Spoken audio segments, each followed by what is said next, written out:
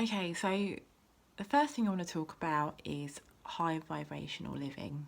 And recently, I've been realizing that high vibration and that maintaining a high vibration is everything. If you can get yourself in a high vibration, you're not going to feel bad. You're going to feel really good. And not only that, you're not going to be able to get yourself to a level where you're even going to be able to have those low periods, or those low thoughts aren't going to manifest as much. You're not going to be in that space where those thoughts are going to be able to even be created, because you're going to be always at a level, a high level basically. um, and there's a few things, I mean, I could go into a whole list of things, which I will do. I'm going to do a series on high vibration. The first thing I'm going to talk about is diet and movement. And this is so important, okay, because I've already been on a bit of a journey spiritually, and that is a huge part of having a high vibration is self-discovery. I'm sure if you're watching this, you're already on a path of self-discovery anyway, so you're already part way there.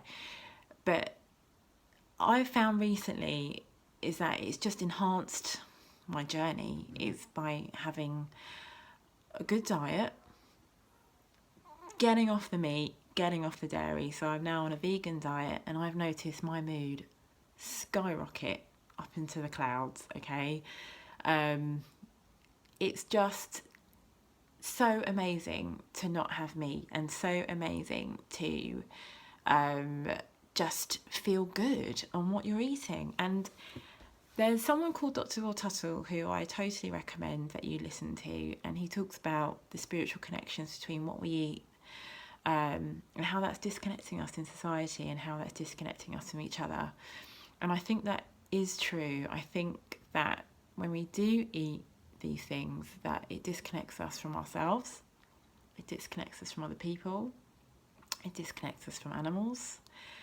And I found that since I've gone vegan, I've started to feel more connected. I've started to feel more in touch with other life, other beings, other animals. And I always was really into animals. I love animals, oh my god.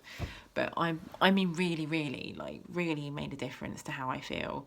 And not only is it just fantastic for you, I just feel better, and I think you should go on how you feel. You will probably have a period of a detox where you go through kind of a weird patch where it feels a bit strange, but you need to push through that bit, because once you get through that bit, then you get to the good stuff, where you feel absolutely amazing. So don't discredit your diet like I used to. I used to just be like, oh, what a load of rubbish, like, who, it doesn't matter, like, as long as you bless your food and all this. But there really is something in making sure that what you're eating hasn't suffered, and that you're eating things from the earth, from Gaia, from that's been offered, to us, from grown from the ground. Is there's just something in that, the life in that food, and you're not having dead flesh basically. The switch I've had as well in terms of meat is that I now look at it and it looks like dead flesh. Quite quick transition really. But I think, just from a personal point of view, and how I just feel better.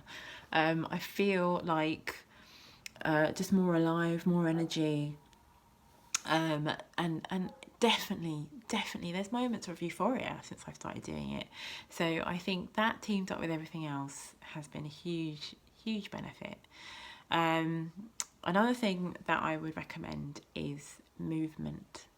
So if you're not doing any kind of movement in your day, if you're just basically walking to work and coming home again, I would recommend that you do something else. And I don't just mean exercise movement as normal, i.e. running, which is fantastic. Doing anything exercise is brilliant, and you definitely should do some exercise.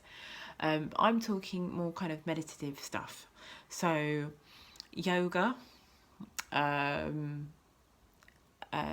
five rhythms like ecstatic dance, stuff like that. Anything where you're allowing yourself to be creative in a different way um, is really, really good. So, doing movement practice, doing those meditative kind of movements where you're moving your body and you're moving your limbs and you're getting in touch with yourself on a sort of a deeper level, will make you feel better.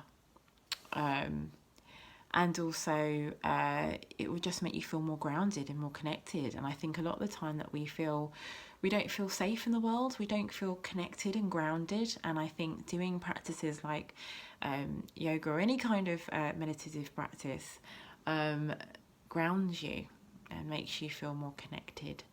And I mean like Tai Chi, yoga, Qigong, anything like that is just incredible.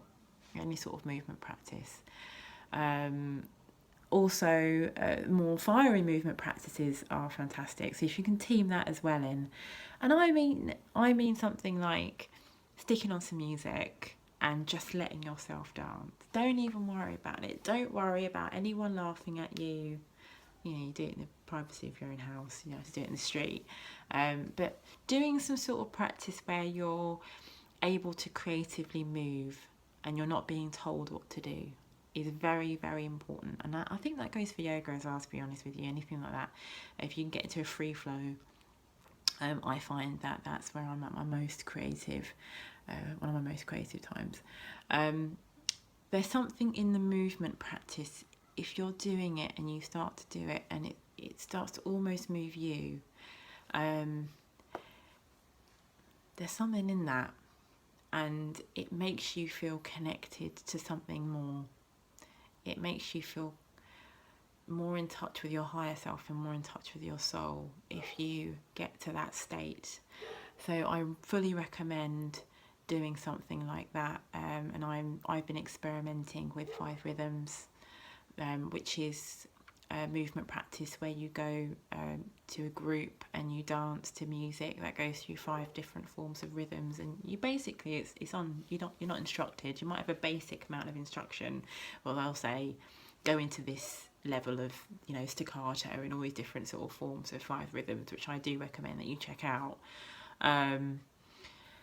But I just do what I like, and at first when I went, I did find it quite weird because I was very self-conscious of what people might think of me, and it was the first time I'd actually gone out dancing and not been drinking, which I thought was quite a strange experience. I'd never gone out dancing not drinking before, which was very weird for me, but you never allow yourself to get to those highs normally when you do dance if you're out drinking, because you're drinking. So, and the drinking is just like, is a depressant, and it, spiritually, it's not that great for you. It's terrible for you, actually, I think. So you're not allowing yourself to get to those natural highs. But when you do the dancing and you do the creative movements, it connects you to something greater. And I tell people that I go in, if I've had a bad time or a bad week, I go in full of issues into one of those classes and I come out feeling pretty clear. And I think there's a sense of healing that happens with that kind of movement practice, or any movement practice really, where you're connecting to yourself on a different level, where you're consciously connected to yourself on a different level, where you've gone there to consciously connect with yourself. So it might not just be limited to those things. It depends on what you use, what tools you use to get to that level and that state within yourself.